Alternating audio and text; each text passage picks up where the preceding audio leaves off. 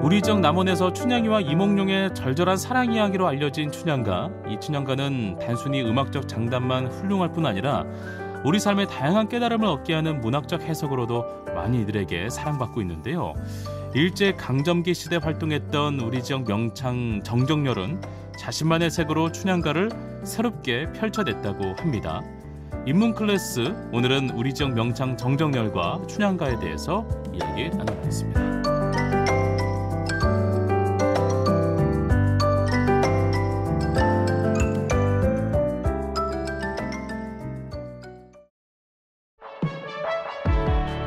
원광대학교 HK플러스 지역인문학센터와 함께 우리 주변의 살아있는 이야기를 쉽고 다양하게 즐기는 인문 클래스. 오늘은 원광대학교 문예창작학과 김정배 교수님과 함께하겠습니다. 안녕하세요, 교수님. 예, 안녕하세요. 반갑습니다. 네, 지난 시간 소리꾼 정정렬과 신곡사 이야기 그리고 떡목 음악회까지 참 흥미로운 소리꾼의 이야기를 잘 들었습니다.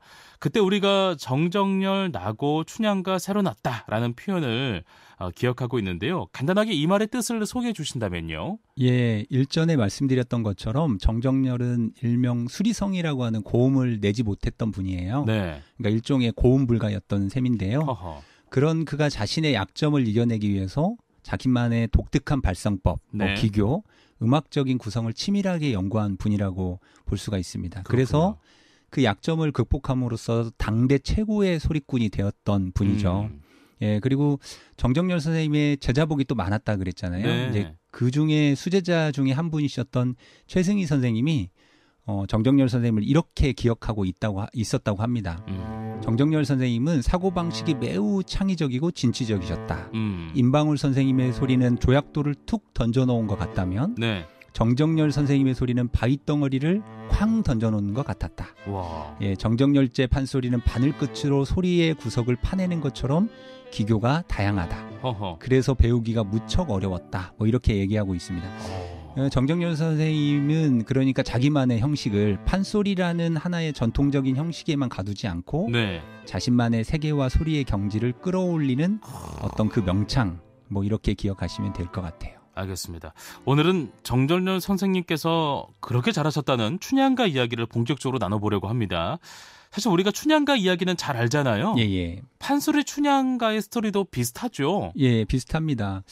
보통 이제 스토리 라인을 조금 살펴보면 24절기 중에 최고의 날이 보통 단오잖아요. 네. 예, 단오날, 수린날이라고 얘기하는데 그때 춘향이와 이도령이 만났다라는 얘기입니다. 그러니까 단오날 최고의 날에 수린날에 서로 청춘 남녀가 만났으니까 얼마나 사랑스러운 이야기가 펼쳐지겠습니까? 그렇죠. 근데 왜 중요하냐면 이 단오날에는 사실 여성들이 그동안 집에만 gat혀 있다가 마음대로 나올 수 있었던 날입니다. 예, 그때 이제 나와서 그네도 띄고 창포물에 머리도 감고 그러니까 일종의 여성들의 입장에서 보면 잔칫날인 셈이죠. 예, 그러니까 지금으로 말하면 뭐 크리스마스 이브 날처럼 네네. 뭐 영어로 치면 6월의 크리스마스 이런 표현도 가능할 것 같은데요. 네네. 이때는 뭐 신윤복 선생님의 그림을 보신 분들은 좀 아실 텐데 여성들이 마음 놓고 파격적인 노출도 허용되는 날입니다. 허허. 예, 그래서 뭐 신윤복 선생님 그림들 보면 머리 감고 있고 막 그러잖아요. 물론 네네. 이게 꼭 뭐 평민들의 이야기, 여성들의 이야기라고 한정할 수는 없지만 그래서 일종의 나는 솔로 같은 분위기처럼 서로 뭐 플러팅도 하고 추파도 던지고 뭐 이런 모습들이 연출되고 네. 그리고 모든 청춘 남녀가 자유롭게 서로의 마음을 표현할 수 있는 그런 날이었다라고 보시면 될 것 같고요. 이 단오날 16 춘향이와 동갑내기 사내인 이도령이 이제 만나게 된 거죠. 예. 근데 서로 한눈에 보자마자 사랑에 빠지잖아요. 우리가 금사빠라고 하는데 네. 이 금사빠의 만남이 시작이 된 겁니다. 허허. 예, 그리고 남원 고을에 사는 기생의 딸 16살 춘향이 단오날 남원의 오작교에서 이도령을 우연히 만나서 어떤 이야기를 간다. 그러니까 꼭 문학적인 춘향정과 판소리인 뭐 춘향가의 이야기의 맥락은 거의 비슷한 거죠. 네네. 예. 알겠습니다. 우리가 보통 그 판소리의 사설과 소설의 사설이 다르다라고 생각을 갖고 있는데 공통점이 있고 또 차이점이 있을 거 아니겠습니까, 교수님? 예. 우선 판소리 사설의 특징과 소설의 특징은 크게 다르진 않습니다. 그렇죠. 예, 다만 판소리든 소설이든 그 작품을 감상할 줄 아는 기본적인 포인트가 조금 다른 것 같아요. 네. 예, 그래서 어느 쪽에 놓고 보느냐에 따라서 이 춘향전 혹은 춘향가를 새롭게 볼 수 있느냐, 아니면 그냥 뭐 옛날 전통적인 어떤 이야기지 뭐 이렇게 끝나느냐가 판가름 되는 것 같습니다. 그러한 점에서 본다면 그냥 판소리의 사설을 우리가 알고 있는 그냥 소리의 기교로만 감상하기보다는 네. 조금 재미있는 몇 가지 포인트들이 있을 것 같은데요. 춘향가 판소리 사설의 진가는 사실 종횡무진 쏟아내는 장면 묘사 그리고 말노름에 있습니다. 예, 그리고 여기에서 등장하는 인물들이 쏟아내는 말 그리고 그 말하는 사람이 쏟아내는 어떤 쫄깃쫄깃한 대화들이 있거든요. 그래서 춘향가의 판소리를 들어보신 분은 아시겠지만 사실 래퍼가 따로 없습니다. 예, 아마 우리 젊은 친구들이 음악을 한다면 네. 그런 모습을 좀 보면 좋을 것 같아요. 드랍 더 비트. 예. 그래서 기억하실 것은 춘향가의 최고의 또 문학성을 빼놓을 수 없을 것 같은데요. 네네. 남녀 간의 열렬한 뜨거운 사랑이 우리는 인류부터 시작됐으니까 그것들을 어떻게 곡진하고 아름답게 그리고 사실적으로 표현했을까. 이게 춘향가에 다 담겨 있습니다. 네네. 그래서 우리가 문학적인 비유나 은유나 풍자, 뭐 해악이 넘쳐 있어서 하하. 직설적이진 않지만 거기에서 절로 고개가 끄덕이는 그런 재미난 이야기가 되어 있고요. 네네. 또 하나 판소리 사설에서 우리가 쉽게 놓치게 되는 문학적 특징이 있는데 이 춘향가의 백미 중에 하나는 사실 복선입니다. 복선. 미리 암시하는 거잖아요. 그렇죠. 그렇죠. 네. 이 복선은 이야기의 시작 전에 앞으로 일어날 사건을 미리 독자에게 암시하는 거. 아까 아나운서님 말씀하신 그 내용이죠. 네네. 예, 조금 더 전문적으로 표현하면 아마 문학을 조금 좋아하시는 분들이나 공부를 하신 분들은 네. 안톤 체홉이라는 러시아의 작가가 있어요. 네. 예, 이분이 내 이름을 따서 체호프의 총이라는 용어로 설명이 되기도 합니다. 복선인 거죠. 예, 그렇죠, 그렇죠. 네. 그러니까 영화나 소설에 쓰는 그 복선을 뜻하는데요. 네. 안톤 체홉이 이야기했던 것처럼 이야기와 직접적인 관계가 없는 것들은 그냥 무자비하게 버려야 된다. 뭐 이렇게 설명하고 있거든요. 네. 다 이유가 있어야 된다는 얘기잖아요. 그렇죠. 네. 예, 판소리 사설에도 어떤 것들이 등장하면 네. 반드시 해결이 돼야 되고 이유가 있어야 된다는 거죠. 맞아요. 예, 조금 문학적인 이론으로 말씀드리면 만약에 1장에서 총이라는 단어가 나오거나 소개가 됐다면 2장이나 3장에서는 반드시 총을 쏴야 되고 만약 쏘지 않을 거라면 과감히 없애버려야 된다. 아하. 이게 문학의 복선입니다. 그 흐름에 방해가 되니까. 그렇죠, 그렇죠. 근데 판소리의 춘향가에 보면 그게 정말로 정교하게 딱 맞아 떨어져 있습니다. 그래서 소리를 뭐 듣거나 감상하신 분들은 이걸 알면 조금 재밌는데요. 이걸 조금 더 재미있게 설명을 드린다면 제가 며칠 전에 책을 한 권 사려고 책의 목차를 이렇게 뒤적여 봤거든요. 네. 근데 아주 재미있는 목차의 부분이 있더라고요. 그 책에 뭐라고 되어 있냐면 춘향이와 이도령은 첫날 밤에 무엇을 먹었을까? 이게 책의 목차예요. 네네. 들어있어요. 그러니까 네. 갑자기 궁금한 거죠. 그렇죠. 춘향이와 이도령 첫날 밤에. 한 번도 생각을 안 해봤는데. 예. 네. 사실 이 부분은 송만갑 선생님이 정리한 우리 소리 기억하시면 내가 무엇을 먹으라느냐 이렇게 시작되는 음식 사설이 있거든요. 예. 그 음식 사설 뒤에 이제 춘향이와 이도령이 뭐 그때 나이로는 이제 성인이었을 테니까 옷 벗기기 사설이 나옵니다. 네. 그리고 옷 벗기고 나서 서로가 너무 사랑에 빠지니까 이 세상 사람이 아닌 것 같아요. 그래서 정체를 확인하는 사설 이렇게 이어지는데 이게 우리가 흔히 아는 자진사랑가에 다 등장을 합니다. 그렇군요. 예, 뭐 사랑 내 사랑이야 이렇게 시작되는 부분 기억하시면 될 것 같아요. 이때 이도령과 춘향이가 사랑에 빠져서 어쩔 수 없는 절묘한 신경들이 드러나는데요. 네. 여기에 이제 음식이 뭘 먹었는지가 나오는데 이제 보통 이렇게 나옵니다. 수박의 붉은 점, 강릉 백청의 달콤함, 예. 시큼털털한 게살구, 능금, 포도, 살구, 앵두 이렇게 색깔과 그리고 어떤 약간 성적인 느낌들을 섞어서 얘기를 하고 있습니다. 예. 근데 여기서 중요한 건 뭐냐면 이도령과 춘향이가 단오날 만났잖아요. 예. 단오날 구하기 힘든 음식들이라는 거죠. 그러니까 네. 얼마나 태기얼매가 네. 딸을 사랑했으면 좋은 남자의 배필이 돼서 결혼을 잘하기를 원했으면 네. 이런 귀한 음식들을 가져다가 상을 차렸겠어요. 허허. 그러니까 어머니의 마음도 이게 느껴지는 그러네요. 지점이고요. 두 번째는 이렇게 음식을 먹고 나서 정체 확인 사설이 이어집니다. 네. 그래서 이도령이 춘향이 보고 너 도대체 누구냐 이렇게 물어보게 되는 거죠. 그러면서 여우냐 해당하냐 신선이냐 금이냐 옥이냐 이렇게 점층적인 방식으로 묻게 됩니다. 그러니까 너무 아름다우니까 비현실적인 존재로 여겨지게 되는 것이죠. 예, 이러한 것들이 춘향가의 이제 뒷부분에서 복선으로 확장이 되는데요. 제가 말씀드렸던 것처럼 음식 사설, 그다음에 옷 벗기기 사설, 정체 사설로 이어졌다 그랬잖아요. 네. 이걸 매칭을 한번 시켜보면 이제 뒤에가 이해가 됩니다. 첫 번째 음식 사설의 경우에는 이도령이 그 변학도죠. 네. 변사또의 생일 잔칫날 거짓골을 하고 등장하죠. 그래서 맞아요. 거기서 어사시를 짓습니다. 예. 음식 좀 얻어먹으면서. 그래서 금준미주 천인열, 옥방가요 만성고, 총루락시 민루락, 가성고처 원성고 이렇게 하는데요. 뭐 많이 들어보셔서 아실 겁니다. 금동이의 향기로운 술은 만백성의 피요. 맞아요. 옥수반의 맛 좋은 안주는 만백성의 기름이라. 네. 촛불에 눈물 떨어질 때 백성의 눈물 떨어지고 노랫소리 높은 곳에 원망소리 높구나. 거기서부터 이제 막 감정이 막 올라오잖아요. 그렇죠. 예. 사람으로 하여금. 그래서 춘향이와 이도령이 차렸던 음식 사설의 이야기가 네. 이 변사또의 잔칫날에 차려진 음식에 그대로 매칭이 됩니다. 예, 그래서 첫 번째 복선이 이렇게 확장이 되고요. 두 번째는 거기에 왔던 사람들은 이제 옷을 벗기죠. 네. 예, 그러니까 변학도의 생일 잔칫날 어사출두를 함으로써 그 잔치에 참여했던 탕관오리들의 옷을 모두 벗겨버리는 거죠. 와. 예, 그러니까 뭐 이야. 춘향이의 성적인 이런 의미로만 읽으면 안 됩니다. 그렇구나. 그리고 이게 다 복선이구나. 그렇죠. 예. 그리고 이제 세 번째는 정체 사설인데요. 네가 누구냐고 물어봤잖아요. 예. 춘향가의 끝부분인 옥지환, 그러니까 손가락지입니다. 옥가락지죠. 건네주는 부분으로 연결됨으로써 예전에 우리 헤어질 때 서로 잊지 말자고 줬던 이 옥지환을 건네주면서 내가 누구게? 이렇게 묻는 거죠. 그랬더니 이제 춘향이가 반대로 그러죠. 왜 여기 오는 사람들은 자꾸 나를 이렇게 괴롭히는지 모르겠다. 도대체 당신은 누구길래 나한테 또 수청을 들라 하는 거요? 이렇게 반대로 물어보면서 정체를 확인하게 되는 그런 복선으로 이어집니다.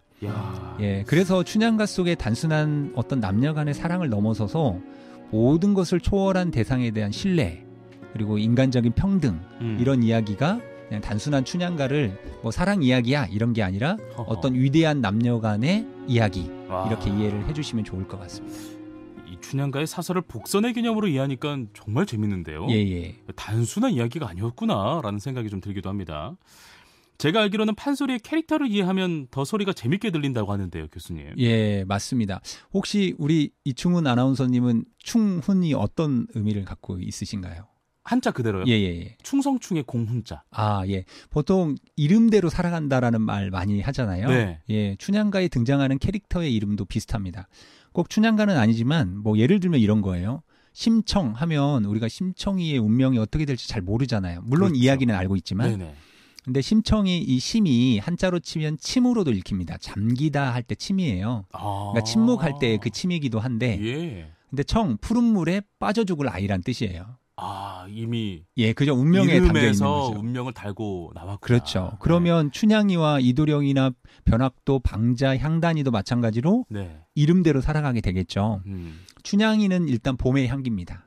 그러니까 기운 생동하죠. 네네. 예, 몽룡은 용의 꿈이에요. 허허. 그리고 이 둘이 만나는 곳이 광안루입니다. 네. 이 광안루라고 하는 곳은 원래 옥황상제가 살고 있는 달나라의 궁전인 광안전을 본떠서 만든 거거든요. 네네. 그러니까 서로 이 달을 보는 사람들은 절대 고개를 숙이지 않습니다. 그러니까 고개를 이렇게 쳐들고 사는데 쳐든다라는 의미가 그러니까 어디에도 절대 굽히지 않는 어떤 모습들을 담겨 있는 사람들인 거죠. 기계와 뭐 이런 그렇죠. 모습. 예. 그러니까 단순하게 그냥 눈앞의 현실에 굴복하고 이런 것이 아닙니다. 맞아요. 보통 우리가 불교에서는 이런 말들을 본래 면목이라고 해요. 네. 그러니까 뭐 누군가 조금 압박이 들어오면 고개를 팍 숙이는 사람들이 있죠. 이런 사람들을 그래서 면목이 없다라고 해서 숙이고 다니는 거예요. 허허. 그러니까 본래 면목처럼 고개를 딱 들고 이렇게 사는 춘향이와 이도령의 모습이 이 광안전의 모습으로 되어 있고요. 그러다 보니까 춘향이가 기계 있게 그네를 타는 모습을 딱 보자마자 반하게 되는 거죠. 그리고 이제 춘향이가 성씨가 혹시 뭘까요? 성. 그렇죠. 성씨가 성입니다. 왜냐하면 성참판의 딸이니까 그렇죠. 성참판이라는 이름도 우리가 알아보면 금방 알 수가 있습니다. 자, 성은 이룰성이죠. 네네. 참은 참하다, 진실하다. 판은 판단을 잘한다는 뜻이에요. 그 성참판의 딸이었으니 자기가 이루고자 하는 것들 그리고 판단력은 또 얼마나 대단하겠습니까? 네네. 그죠? 그 반면에 변학도를 한번 또 살펴보면 네. 변자는 조급할 변이에요. 학은 배울 학. 그리고 도는 길도. 그러니까 배움의 길이 모자라다는 뜻이죠.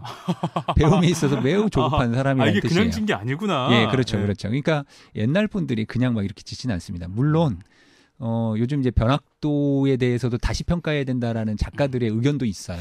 네. 그래서 김현수 소설가 같은 분들은 소설에 보면 변학도를 정말로 멋진 이렇게 분으로 묘사하기도 합니다. 근데 네. 이제 예전의 관점에서는 그렇죠.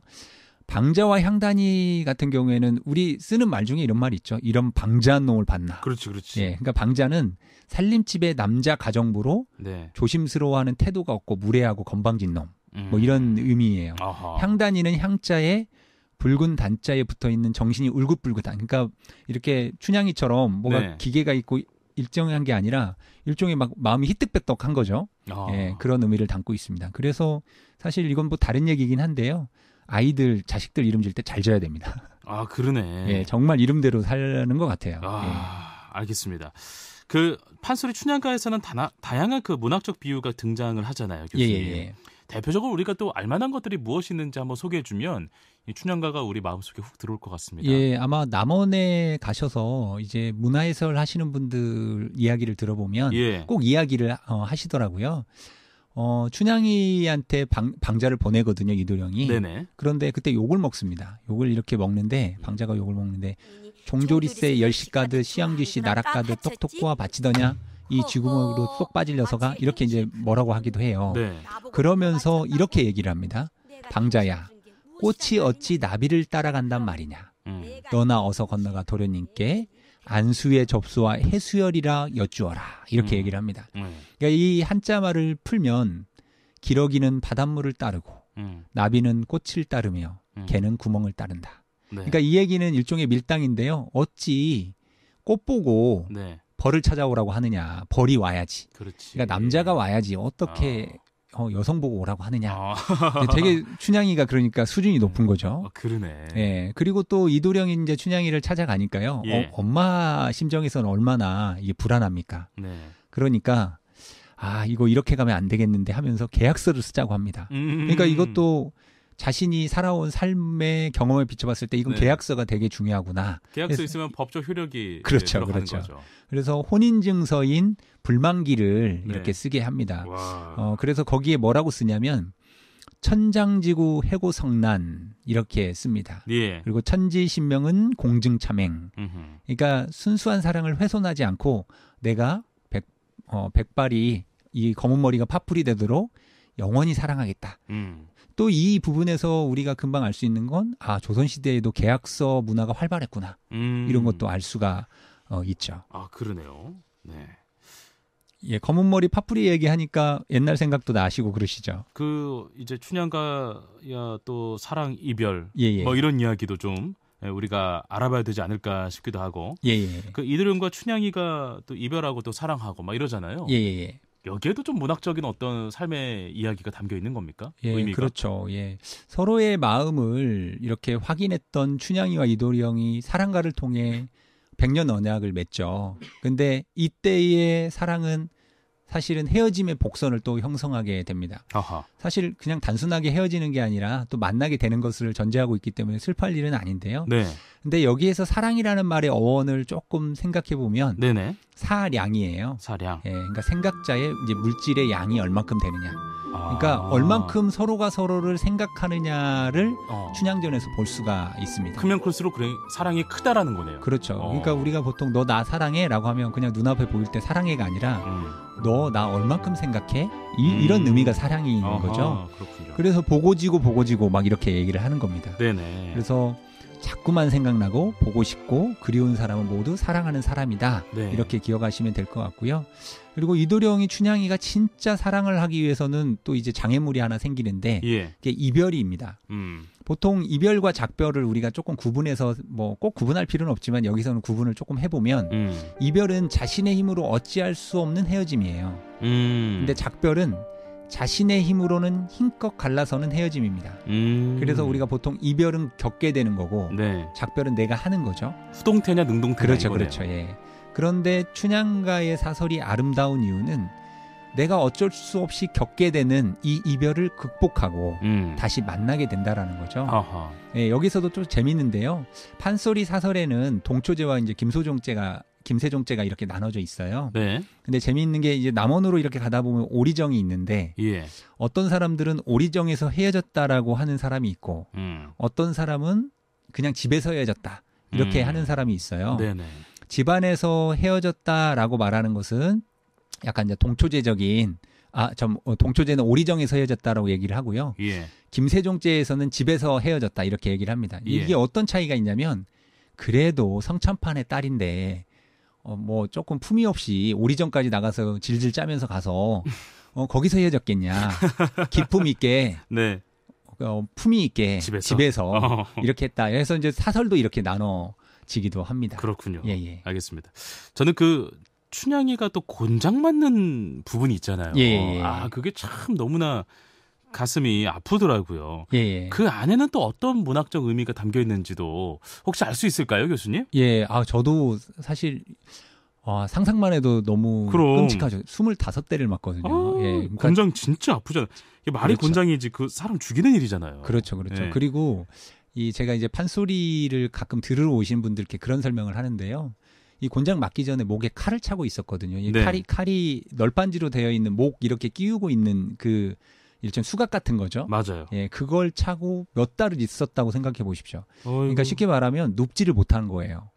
아마 인간이 하루만 못 눕게 해도 엄청 힘들 겁니다. 근데 그 상황에서 끌려 나와서 곤장을 맞는 거예요. 예. 근데 어쨌든 이제 본론으로 조금 돌아와서 춘향전의 이본마다 매 맞고 자기의 소신을 밝히는 내용들이 있어요. 뭐 여기서는 다 설명할 수는 없고 뭐 대표적으로 한 2개 정도만 설명을 드리면요.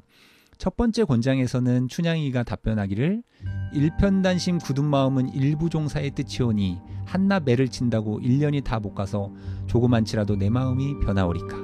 그러니까 일편단심에 연결해서 그 곤장을 첫 번째를 이야기를 하고 있죠. 그러면서 자기 자신이 갖고 있는 꿈과 이상을 통해서 자아 실현의 의지가 있고 그리고 내 일편단심은 절대 변하지 않는다.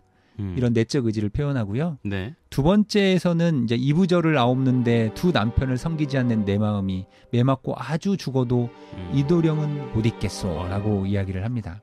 그러니까 아무런 큰 고통이 따르더라도 내가 실현하고자 하는 이 자아 그리고 정체성은 절대 놓지 않겠다. 이렇게 얘기를 합니다. 네. 세 번째 이후에 계속해서 25대까지 자신의 소신을 밝히는 내용들이 등장을 하는데요. 네. 사실 많은 분들이 여기에서 많이 훌쩍거리시더라고요. 예, 아마 감정이입이 가장 잘 되는 그런 스토리, 사설이지 않을까 싶습니다. 네. 아무래도 또 춘향가의 하이라이트는 어사출두 부분이 아닐까 싶습니다. 예. 이와 더불어서 우리가 판소리 춘향가를 통해서 고민해 볼 수 있는 지점은 또 무엇인지 궁금하기도 하네요. 예, 당연히 어사출도 부분은 우리가 일종의 카타르시스를 느끼는 맞습니다. 그런 해소하는 부분인 것 같아요. 또 이 부분이 우리가 문화예술적으로도 또 무대 공연 예술적으로도 되게 중요한데요. 이때 장면에 쑥대머리가 나오는 거죠. 예, 그래서 쑥대머리 이 대목이 서편제의 명창인 그 정정열 선생님도 서편제라 그랬잖아요. 임방울 선생님도 이 서편제의 이 쑥대머리 장면을 그렇게 잘 불렀다고 합니다. 그래서 당시 레코드판으로 100만 장 이상이 팔렸다고 하니까 지금으로 치면 이게 몇 장인지 모르겠습니다. 예. 빌보드 차트죠, 뭐. 예. 그래서 서울로 올라간 이도령이 과거 시험 공부를 열심히 해서 이제 어전에서 실시하는 과거 영시에서 장원급제를 하죠. 물론 역사적으로 보면 장원급제를 할 수 없다고 합니다. 근데 이제 뭐 사설이니까. 그래서 전라어서로 임명돼서 내려오는데 이때 제비노전기 같은, 그러니까 여행기예요. 제비가 하늘에서 보고 내려오듯이 이 이제 눈대목이 또 재밌고요. 또 내려와서 또 재밌는 건 뭐냐면 거짓골로 내려오잖아요. 네네. 그러면서 일종의 이제 자기 장모님이죠.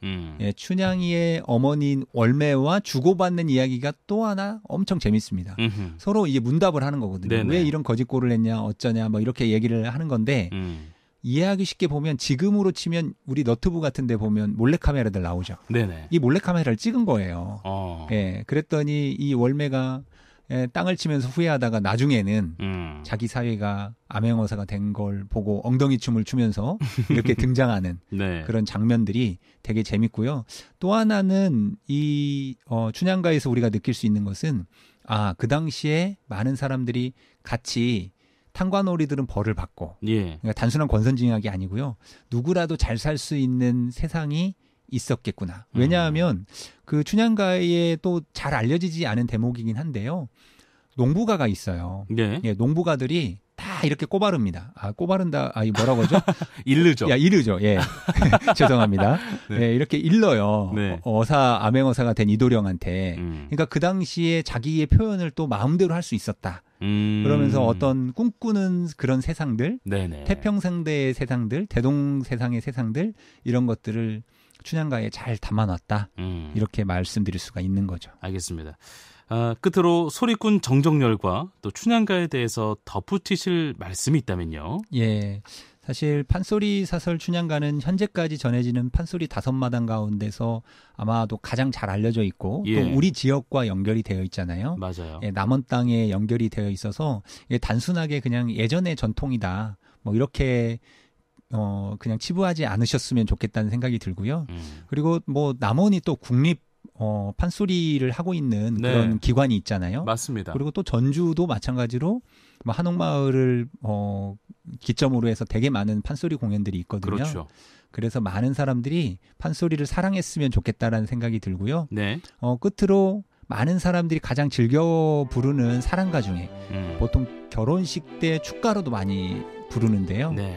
업고 놀자라는 말이 있어요. 업고 놀자. 잘하시네요. 네. 예. 이 어부바죠, 어부바. 예, 이것은 서로 사랑하는 사람들은 눈을 보는 게 아니라 같은 곳을 바라보겠다는 의미거든요. 그러니까 보통 우리가 내 아내가 된 각시를 업었을 때 서로 얼굴을 마주보면서 살면은 뭐 싸울지 어떨지는 모르겠는데 네. 같은 곳을 바라보고 같은 시선을 유지하는 것, 그리고 어깨 너머로 서로에게 서로를 가르쳐준다라는 것, 이런 것이 우리 남원 지역 그리고 우리 전라북도 지역에서 전승해오는 그런 춘향가의 진짜 사랑의 의미가 아닐까 이렇게 생각을 하고 있습니다. 알겠습니다. 자, 오늘은 지난 시간에 이어서 원광대학교 문예창작학과의 김정배 교수님을 모시고 명창 정정열과 춘향가에 대해서 이야기를 나눠봤습니다. 우리 주변의 살아있는 이야기를 쉽고 다양하게 즐기는 원광대학교 HK+ 지역인문학센터와 함께하는 인문 클래스, 이번 시간은 여기서 마치겠습니다. 교수님 오늘 고맙습니다. 예, 고맙습니다.